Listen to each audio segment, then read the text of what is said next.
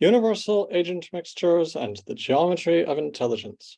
I'm Samuel Alexander, and this paper is joint with David Quarrel from ANU, Len Du from Wooley's X, and Marcus Hutter of DeepMind and ANU. Suppose we have a distribution of RL agents. You might think of ancient Athenian sortition government, where leaders are chosen by lottery. Can we construct a single RL agent whose performance is exactly equal to the whole distribution? The answer is yes, using Bayesian statistics.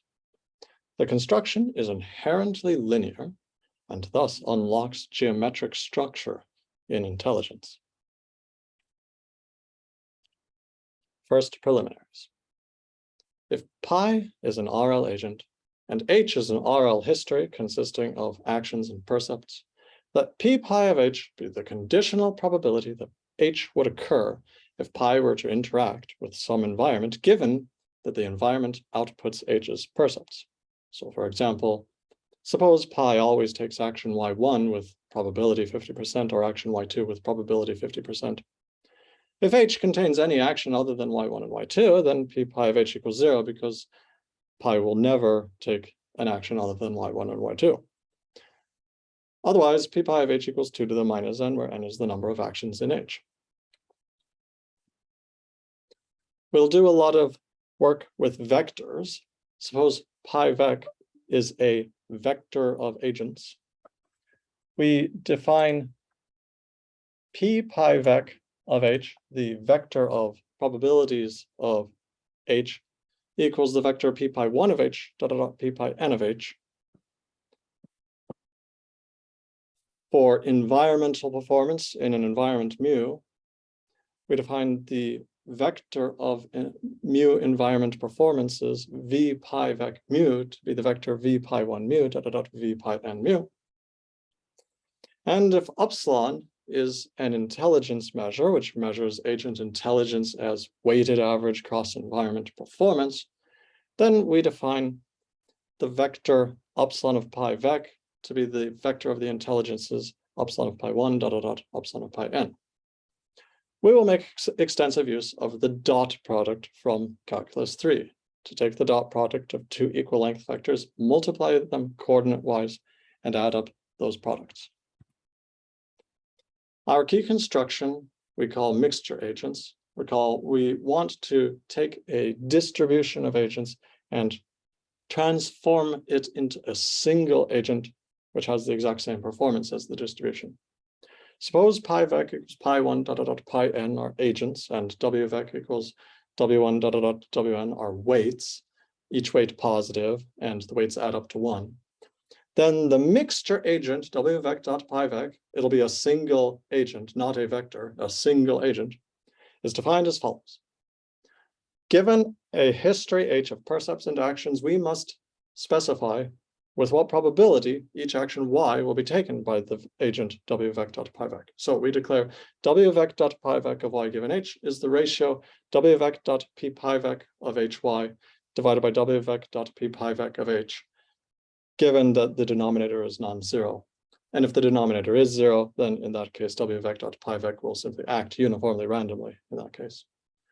Here, hy is the history obtained by appending the action y at the end of the history h. This is a Bayesian construction. In order to figure out which probability to assign to action y, we basically take a weighted average of the probabilities that each agent would assign to y, but we update our priors based on the actions in the history that we have seen so far. This construction, it turns out, is inherently linear, and anytime that you have linearity, that always serves as a foothold to geometry. So this is going to unlock geometrical aspects of intelligence. Theorem. The performance of the weighted mixture equals the weighted average of the performances. That is, V w vec dot pi vec mu equals w vec dot V pi vec mu. Mu here is some RL environment. The second part of the theorem is the intelligence of the weighted mixture equals the weighted average of the intelligences.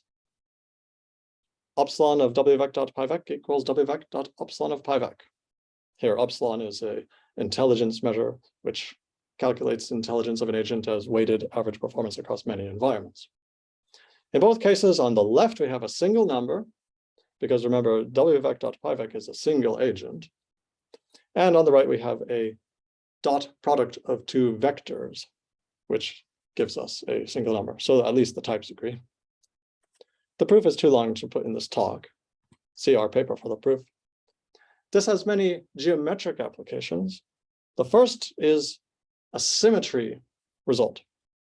We'll show that two symmetry notions for RL agents, which do not seem to be the same symmetry notion at first glance, are in fact the same symmetry notion, quite surprisingly. Definition: if H is an RL history consisting of actions and percepts, then let H bar be the history obtained by multiplying all rewards in H by -1. If pi is an RL agent, the dual, pi dual, is defined by pi dual of A given H equals pi of A given H bar. Think of pi dual as being the masochistic alter ego of pi. Pi dual desires punishments and abhors rewards. And whatever cleverness and ingenuity pi uses to obtain rewards and avoid punishments, pi dual uses that exact same cleverness and ingenuity to intentionally seek out punishments and avoid rewards. So you can think of pi dual as kind of being minus pi. A weighted intelligence measure upsilon is said to be weakly symmetric if upsilon of pi equals 0 whenever pi is self-dual, whenever pi equals pi dual. Upsilon is strongly symmetric if upsilon of pi dual equals minus upsilon of pi for every agent pi. At first glance, these do not seem to be the same symmetry notion, but in fact they are. Theorem: weak symmetry equals strong symmetry. The proof will illustrate the usefulness of linearity. We want to prove that weak symmetry equals strong symmetry. Assume upsilon is weakly symmetric. Let pi be any agent. It's not hard to show that 1/2 dot pi pi dual is self-dual. By weak symmetry says that the intelligence of any self-dual agent is 0. By weak symmetry, upsilon of 1/2 dot pi pi dual equals 0. Now comes linearity. Linearity allows us to take the 1/2 out. 1/2 dot upsilon of pi pi dual equals 0. In other words, 1/2 upsilon of pi plus 1/2 upsilon of pi bar equals 0. So upsilon of pi dual equals minus upsilon of pi. The second application is about notions we call discernibility and separability, and these closely relate to convexity. A set big pi is closed under mixtures if whenever you have agents pi1 dot dot pi n in big pi and you take a mixture of those agents, then the result is in big pi. A set big pi of agents is discernible if there is an environment mu such that v pi mu converges for all pi and such that v pi mu is not equal to v rho mu whenever pi is in big pi and rho is in the complement of big pi. So to be discernible means that there's some environment in which no member of big pi gets the same performance, the same average reward as any member of big pi complement. A set big pi of agents is separable if there is an environment mu and disjoint convex subsets I and j of the real numbers, such that v pi mu is in I whenever pi is in big pi, and v rho mu is in j whenever rho is in big pi complement. These are not the same notion, but we can get a partial equivalence between them. Theorem: the following are equivalent. Big pi is separable is equivalent to saying big pi is discernible and both big pi and big pi complement are closed under mixtures. By the way, this theorem can be used to show that various sets big pi of agents cannot be exactly rewarded by an RL environment, similar to how the pumping lemma can be used to show that certain languages are not regular.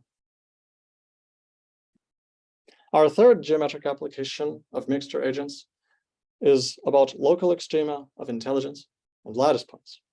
In geometry, a lattice point is a point with integer coordinates. An agent pi can be considered a point in infinite dimensional Euclidean space whose coordinates are the values pi of y given h for all actions y and histories h. And those values, pi of y given h, are probabilities.